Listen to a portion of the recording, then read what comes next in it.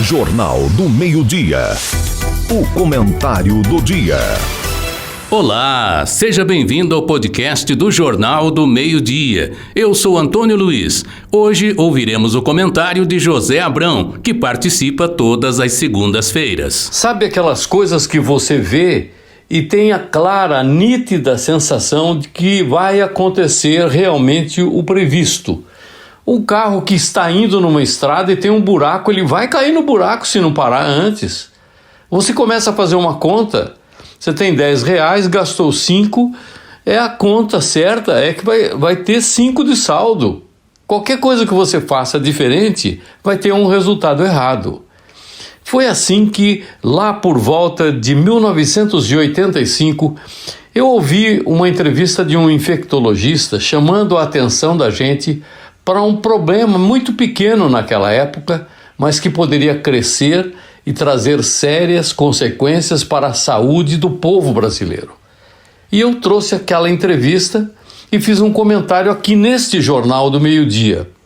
O prefeito da cidade de Itapetininga era o Joaquim Aleixo Machado, saudoso Aleixo Machado, que pediu para conversar comigo e disse: como é que é esse problema aí? Não entendi bem. Eu disse: olha, tem um mosquito chamado Aedes aegypti, que ele é transmissor de algumas doenças e a principal é a dengue, que causa sérias consequências para o infectado e pode levar até à morte.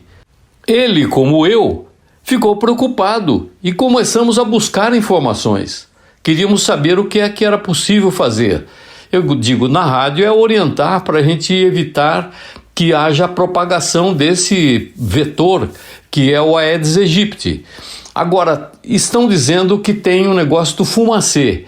É colocar fumaça, uma fumaça inseticida, que combate esse transmissor e evita que a gente tenha uma epidemia. E ficou combinado então. A prefeitura ia correr atrás do problema do fumacê e nós, através da rádio, a orientação para a população não deixar a água parada, etc. e tal. Isso em 1985. Então, quando a gente diz que o remediar confirma os efeitos de uma falta de prevenção competente, aí está uma configuração histórica para o Brasil em todos os seus níveis. Por que o problema da Covid teve uma repercussão enorme e logo uma série de medidas para proteger a população? Porque atingiu mais do que um país, ou 2 ou 3 países, foi uma pandemia. Atingiu muitos países e muita gente começou a ter o problema e falecer. Muitas mortes. Então os laboratórios correram atrás, produziram vacinas, as prevenções que foram feitas, as proteções, máscaras, etc. Porque é um problema mundial. No caso da dengue, é um problema regional. Brasil, África, alguns países aqui limítrofes conosco, é que somos vítimas de um problema que é tão grave. É tão grave como foi o problema da Covid. Portanto, meus amigos, não houve um interesse mundial em combater as consequências da picada do Aedes aegypti. E nós estamos sofrendo as consequências por 40 anos. 40 anos. E a luta da gente vem desde aquela época. Muita gente diz, você repete, fala, novamente nós temos o problema no ano seguinte e as medidas são paliativas. Vejam, os casos deste ano já estão chegando próximo a 600 mil no país. Aí vem a história da vacina, que eu tenho tantas vezes vindo ao microfone. Em 2009, o Instituto Butantan, você calcule, 2009 são 15 anos atrás. Imagina se fosse demorar 15 anos para fazerem a vacina contra a Covid. Nós teríamos hoje uma desgraça mundial. Como o problema é aqui na nossa região, demoramos, já disseram que tinha a vacina em 2015. Íamos entrar numa fase de testes pelo Instituto Butantan. Em 2012, 3 anos depois, o Instituto Butantan anunciou que já tinha a vacina e que ela era apta a evitar o problema da dengue. Agora, recentemente, a vacina saiu. Primeiro saiu para ser vendida a 300, 400 reais. Imagina se as pessoas mais necessitadas, aquelas que são maiores vítimas das inconsequências pela proliferação do mosquito Aedes aegypti, principalmente no verão, épocas de chuva, onde as águas ficam paradas. Não é parada só nas casas das pessoas, não, em todos os lugares. E muitos lugares públicos. Muitos lugares públicos. Venham me pedir para demonstrar, não para fazer aqui colocações que sejam usadas politicamente por A, B, mas para a gente buscar a solução, como o exemplo deixado pelo prefeito Joaquim Aleixo Machado lá atrás, e que muitos prefeitos agora estão procurando soluções, mas o problema é nacional. É, na verdade, internacional, porque atinge países limítrofes.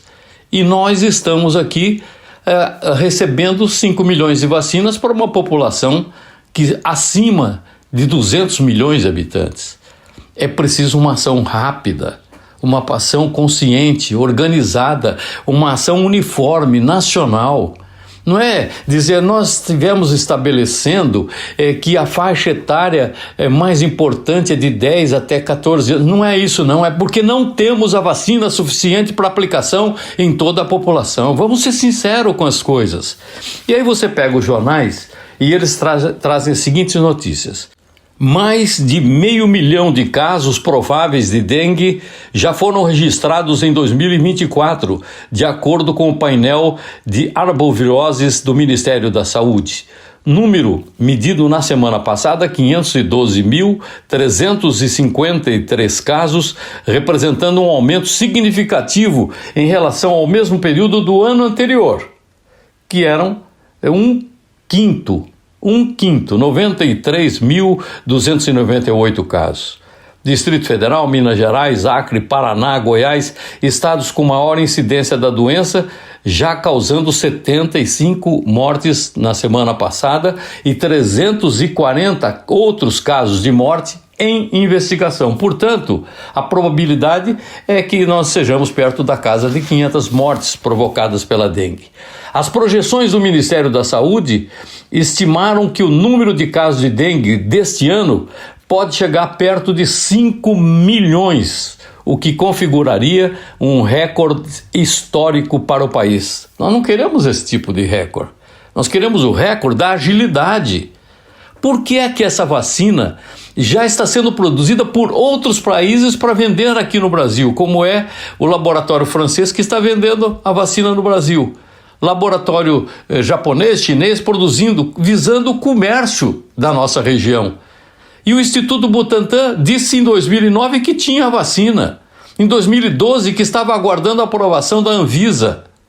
E nós já tivemos outros problemas, outras vacinas, e não sai a vacina produzida no Brasil pelo Butantan ou pelo Adolfo Lutz para produzir a vacina com condição de vacinar toda a população brasileira. Outras notícias dos jornais, dizendo o seguinte: o vírus é transmitido por meio da picada da fêmea do mosquito Aedes aegypti, que também é vetor da febre amarela, da chikungunya e da zika, a temida zika vírus. O jornal da USP divulgou no dia 2 deste mês a seguinte matéria: vacina de dose única do Butantan contra a dengue é eficaz e seguirá para aprovação na Anvisa em 2024, agora. Quer dizer que tudo aquilo que foi dito em 2009, 2012, tudo aquilo foi uma colocação assim, alguém discursou na campanha eleitoral, uma coisa inconsequente, ou essas coisas técnicas, científicas tinham realmente fundamento e verdade nas suas colocações? Essa matéria do jornal da USP diz o seguinte: uma vacina de dose única com tecnologia nacional produzida pelo Instituto Butantan se mostrou eficaz e segura contra os sorotipos da dengue, Dengue 1 e Dengue 2. os dados do ensaio clínico da fase 3, realizado em 16.235 participantes em 16 centros de pesquisa espalhados pelo Brasil, acabam de ser divulgados. 2024, quer dizer, aquilo que se afirmava em 2012, demorou 12 anos para ser colocado como resposta oficial. E continua a notícia. A eficácia geral do imunizante no período examinado entre os participantes sem evidência de exposição prévia à dengue e 89,2% entre aqueles com histórico de exposição. A expectativa do Instituto é submeter ainda este ano a vacina para aprovação da Anvisa. De novo, parece que essa matéria não é de 2024, é de 2009 ou 2012. Precisa haver uma explicação, uma consequência. Todo esse período nós ficamos pagando impostos e parte desse dinheiro foi para alguma atividade do desenvolvimento de vacinas para trazer condição de qualidade de vida e saúde para a população brasileira. Eu queria só fazer essa pergunta. Alguém pode explicar? A Anvisa, ela examinou e não aprovou a vacina? O Butantan falou e não fez? Alguém escondeu essa vacina para dar tempo de que o mundo tivesse interesse comercial, produzisse vacina e viesse vender para o Brasil, uma coisa que a gente já tinha? Em algum lugar eu soube que o Instituto Butantan, não tendo produzido a vacina aqui, fez um acordo internacional para alguém produzir fora e depois vender para o Brasil. Então, para que o Instituto Butantan, o Adolfo Lutz? Para que essas máquinas que foram colocadas, essa reforma extraordinária de um imenso laboratório? Alguma coisa não está esclarecida. E mais uma vez eu volto aqui para levantar esse problema e pedir uma explicação plausível e possível de ser acreditada. Porque do jeito que está, é realmente uma história que demonstra, depois de 40 anos, que o remediar está confirmando os efeitos da falta de prevenção competente e responsável. Muita gente se beneficiando do dinheiro que é arrecadado dos nossos impostos e não está nos devolvendo uma qualidade condizente de vida com os valores que nós pagamos de impostos. Não precisa ser do valor da Suíça, da França, não precisa ser da Inglaterra, dos Estados Unidos, não. A nossa realidade, apenas o retorno daquilo que nós pagamos em favor do povo brasileiro.